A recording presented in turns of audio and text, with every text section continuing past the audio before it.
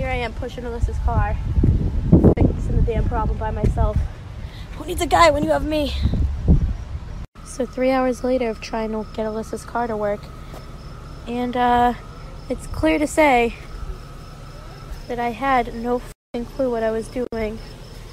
And I guess we do need men for shit, because the whole inside of my car exploded and caught on fire.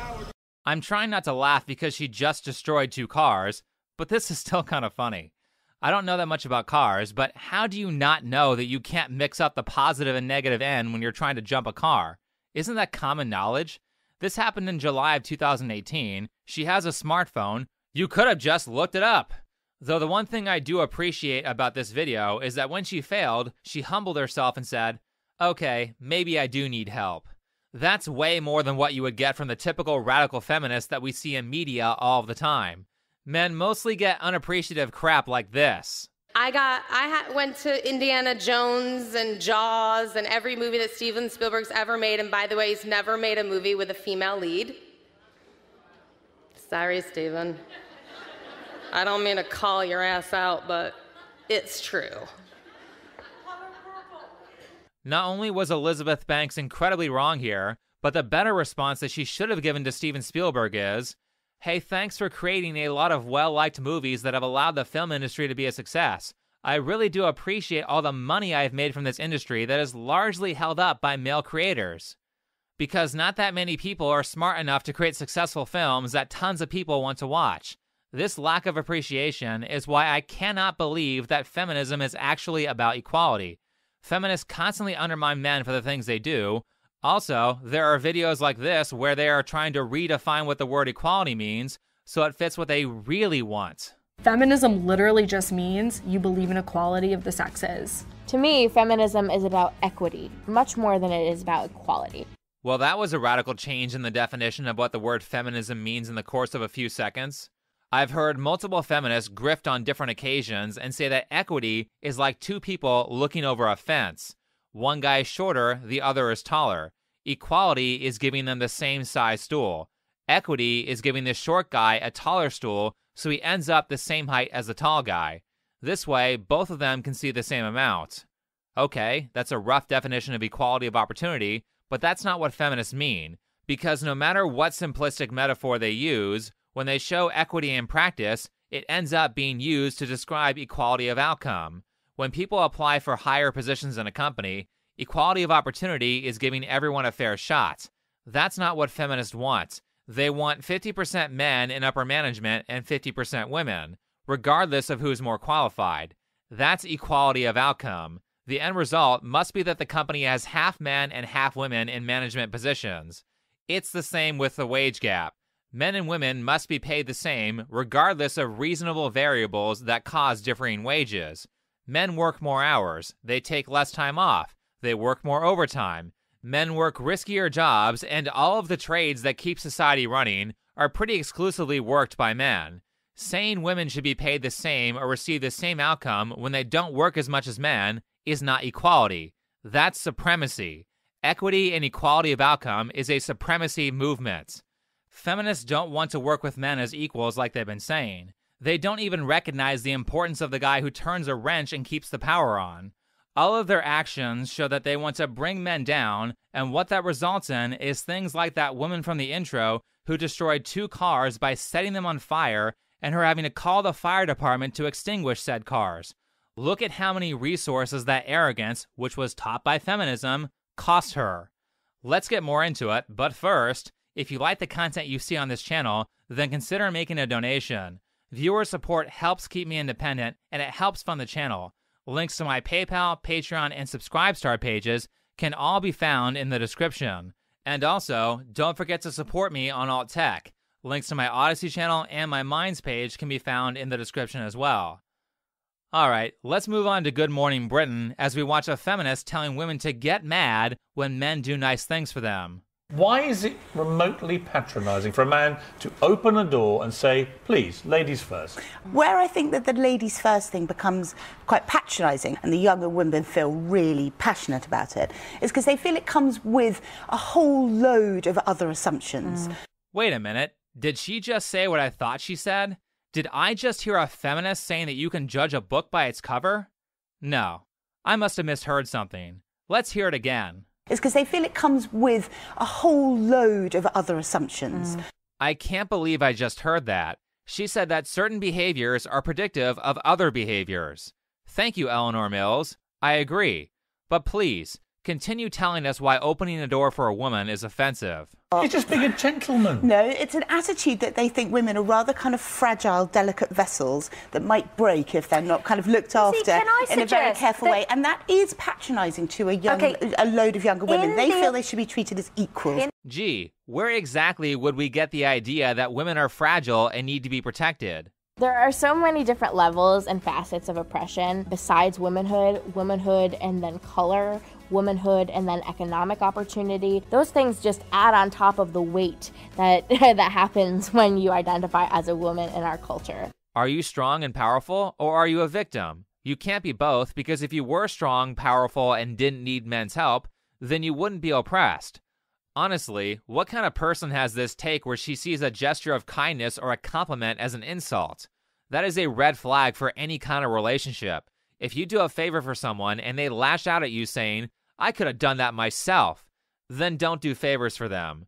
If it's someone you just met, like a first date, then drop them out of your life. But seriously, who has this take outside of the writer's room at BuzzFeed? These are not things that people naturally believe. Now, a big thing that I like about Good Morning Britain is that when they have these conversations, they specifically put people with opposing views in the same room. Let's hear the opinion of the other woman on the panel, Lizzie. I think it is so refreshing and delightful for someone to actually take the time and open the door for you. It's nothing about belittling someone else or looking down on someone. It's about having manners. Before I say anything else, I just want to point out that the woman who takes care of her weight, has long hair, and has a feminine demeanor is the one who actually appreciates favors. It's almost as if the person who appreciates it when men do things that she finds desirable pays it forward by taking care of her appearance and pays it forward by not having an overly confrontational personality, whereas the one who doesn't appreciate the favors doesn't recognize behavior that is desirable to men, therefore she doesn't do desirable things like taking care of her weight. Personally, I don't think this feminist understands the desires of most women either. Eleanor, do you ever listen to women? Maybe the 10% of women who are staunch radical feminists don't like having doors open for them, but the vast majority of women like it when men do favors for them. I think I've shown plenty of evidence of that on this channel. Eleanor is so out of touch that she says women don't like having dates paid for. So the kind of man who might go, ladies first, or pull out your chair, or very much pay for dinner, is kind of expecting something back. It's an attitude. Why would you? Is she serious? Please. This must be a troll, because I've met some pretty devout feminists, and even they still want their dinner paid for. Every day, I have some lovely women in our makeup department. Yeah, but just that phrase is pretty patronising. Some lovely women. Yes. I always say, as a matter of course, thank you, ladies, right? Is that offensive? Younger women really hate being called ladies. How do I describe the people who are in my makeup department? What do I call them? They're fantastic. They're professionals. They do a great job. What's the difference? Lovely, fantastic, great job. They're all the same compliments. Let's look this one up because Eleanor is insistent that women should absolutely not be called ladies. Here it is, the definition for lady. First definition, a woman, used as a polite or old-fashioned form of reference. Here's where it gets more interesting. The second definition, a woman of superior social position, especially one of noble birth. It's a term of respect. Does this chick have a dictionary? It's a term of endearment, and she's saying it's offensive. I mean, if the word lady is offensive, then what isn't offensive these days? All of this feminist claptrap is just more Orwellian word games to, 1, get women to chastise and not appreciate men for using normal, non-offensive terminology. 2, it's feminists doing what all these establishment radical groups do, which is change the definition of common words so that those words fit their narrative. Like at the start of the video, feminism used to mean equality, now we want it to mean equity. Pay attention to when these groups try to change the definition of words. They're doing that to manipulate you. Why are we trying to kill off Eleanor's chivalry? I'm not trying Because that's really what you're talking about. The language trying to kill off chivalry. power play. Chivalry is an old knightly code which was about men rescuing damsels in distress. That is exactly what we're trying to kill off. A younger generation of women do not want to be seen as damsels in distress. They want equality. They want agency. Why don't they want to be seen? They can use their own arms. Right. Chivalry is dead because feminism killed it. And please, feminists are the last group of people who want agency and responsibility for their actions. But if you want to be treated like men so much, then start acting like men. I want to see a radical feminist out there on someone's roof in 100-degree weather, making sure that house doesn't leak during the rainy season. How about you get out there and risk your life fixing a downed power line? Or clean someone's septic tank? Feminists keep saying that women don't want to be seen as damsels in distress, but in critical and highly stressful moments, women almost always defer to men to solve the problem. I mean, most women are so afraid of confrontation and rejection that they can't even handle asking a guy out on a date. I got rejected one time at like 17 and was like, I would never approach a guy. One time? Okay. Yeah, one time. That's all it took. Imagine how many guys get rejected every single day. Was that the first and last time you approached a guy? Yeah, absolutely. Fair enough. I've heard this from tons of women. It was actually a fairly common call on the radio show Loveline from back in the day. Girls would call in asking how to get a guy to notice them, and the host would commonly say, you know, you could just ask him out. This was pretty much always followed by, no, that's too scary. The most women will do if they really like a guy is maybe follow him around, maybe soft punch him in the shoulder, and maybe pretend to like the things that he likes. But girls will almost never ask a guy out, and the most common answer I've heard from them is because rejection is too scary. Do you have any idea how much rejection a guy has to deal with just to get one girl to go out with him? Stop saying you are strong and empowered when you can't even handle a simple no. Just to really lock down how out of touch feminists are with the desires of most people, here's another example from a different Good Morning Britain debate about cleaning. Loads of men follow me and loads of men will message me and say, oh, I've had an accident at home, I don't want my wife to see it, how do I get this stain out of the carpet? And they love me and they'll say, I want to buy my wife a Hoover covering for up Christmas. secrets. Hoover for Christmas? Are you joking? That's an amazing present. Oh my God, is it? I'm sorry, that is one of the most offensive things I've heard in a really long time. Are you kidding me? After watching the whole 6-minute clip, I get the impression that this woman has never cleaned before in her life, so she might not know how valuable a good vacuum is. When you are forced to use crappy tools to get the job done because that's all you have, any relief from that is good. When I was broke, had a half-working vacuum, and my parents bought me a $300 Dyson for Christmas, I freaking cheered. When I was gifted a Vitamix blender, I was very happy. Why would I find those gifts offensive? And if I did, shame on me for being so insulting to someone who took the time to figure out what I needed, did the research to find the best product, and went out and purchased it. No, Hoover is a family necessity. No, to suggest that a woman should be getting a cleaning product. No, but it's not just women, it's men as well. At the Why not? absolute least, it should be half a Christmas present for each of you. Well, the idea maybe. that the woman's Christmas present is just ridiculous. Yeah, but it can be... A wife getting offended by receiving a vacuum for Christmas because she is expected to clean is like a husband being offended because his wife bought him a set of drill bits for Christmas. Excuse me? So you're expecting me to fix stuff? How dare you? Drill bits are a gift for the house because fixing things is a life skill that both sexes should have. Do you see how one-sided this argument is? Feminists say men need to clean even if he has a wife who stays home while he works because cleaning is a life skill. Well, so is changing a tire, but how many women know how to do that? Feminists always tell people they are considerate of men, but please tell me, where is that? Because I never see them arguing anything for the benefit of men.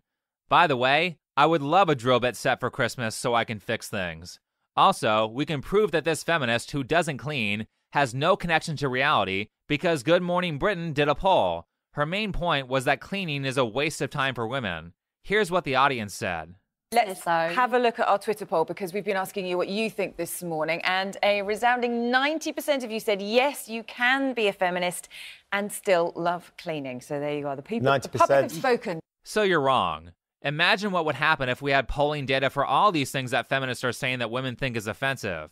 And on Twitter, no less. Twitter is super woke, and the feminists still lost. Unfortunately for the conversation about opening doors being offensive, Good Morning Britain didn't do a poll.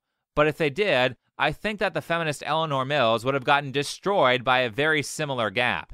Speaking of, let's get back to that conversation. So the kind of man who might go ladies first or pull out your chair or very much pay for dinner is kind of expecting something back. Sometimes when men date women, there is an expectation it may go somewhere. Yeah, it's called romance. I know, but I think women feel that they have, younger women feel Do we want to stop any romance, any sex, anything?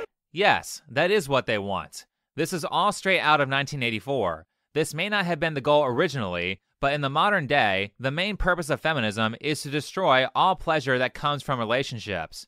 You can see it in their actions. That's why they constantly tell people to do things that make them less desirable relationship partners, and it was one of the main goals of the party from the book 1984. Remove all pleasure from reproduction. Orwell got this stuff correct decades before feminists and other propagandists started using these techniques to bring down the country.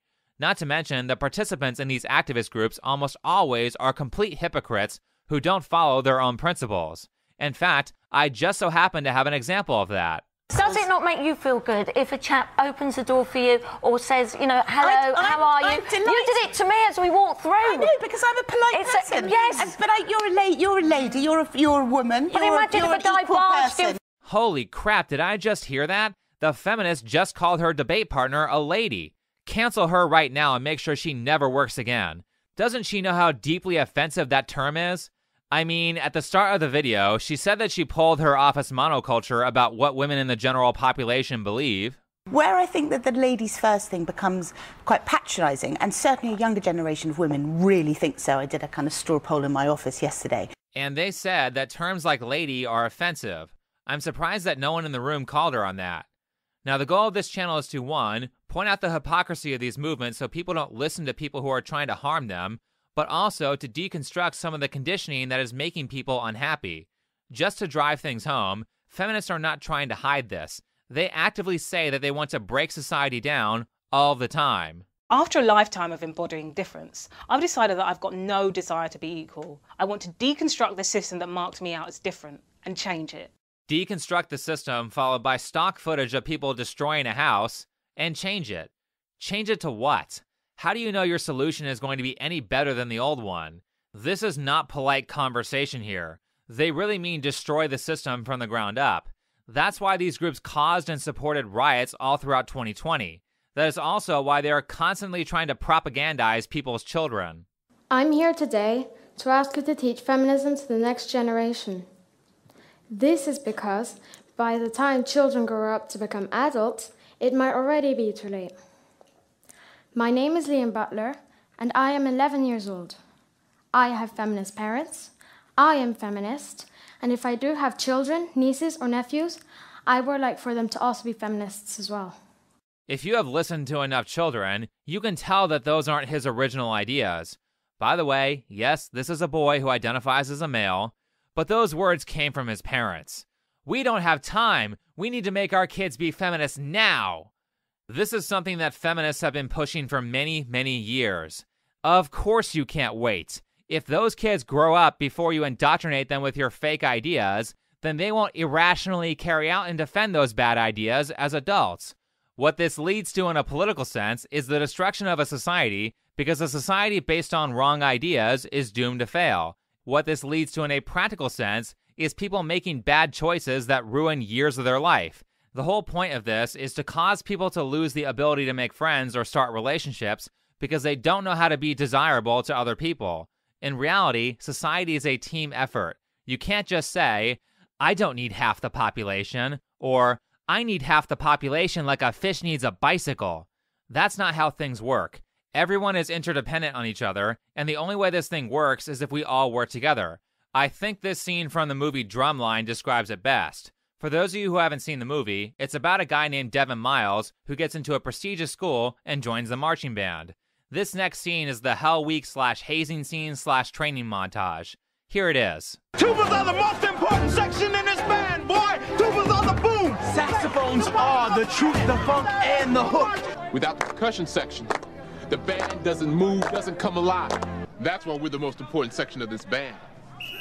If you didn't catch it, the joke is that every section is the most important part of the band, which is true because if one section screws up, it affects the entire group. This whole place needs to be a well-oiled machine. If one significant part screws up or a handful of minor things get ruined, then the whole thing will come crashing down. I don't think people realize how incredibly difficult our lives would become if we didn't have simple things like electricity. The problem is that much like a car, the system is constantly breaking and needs to be fixed and upgraded all the time. Sometimes that's due to old age, sometimes that's because of malevolent forces.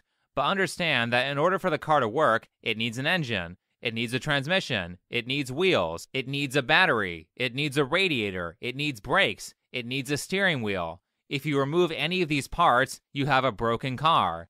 And I know people like to simplify, but a lot of times people have problems in their life because they are trying to drive a car without all the necessary parts. That's what feminism has been trying to convince us to do. You don't need wheels, you just need an engine. No, we need everything. In order to live a successful life where you are happy, in order to run a business, in order to run a peaceful society, you need to focus on multiple essential items. What that means in your personal life is that if you want to be happy, you can't just work a job, go home, and sleep.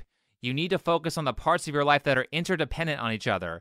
That means you don't just pay the bills, but you also take care of your health. You eat a proper diet, you exercise, you refrain from addictive behaviors, you build social circles that are full of real people instead of only having interactions with people on the internet. Here's a big one. You make sure your finances are in order. Pay off all your debts. Build an emergency fund that will allow you to pay your living expenses for 6 months to a year without working. Learn how to invest. Being financially secure gives you the power to say no. People who are trying to wreck your life personally, in a business sense, or politically, hate it when you have the ability to say no. They hate it when people have good families and social circles who will protect them if things go wrong.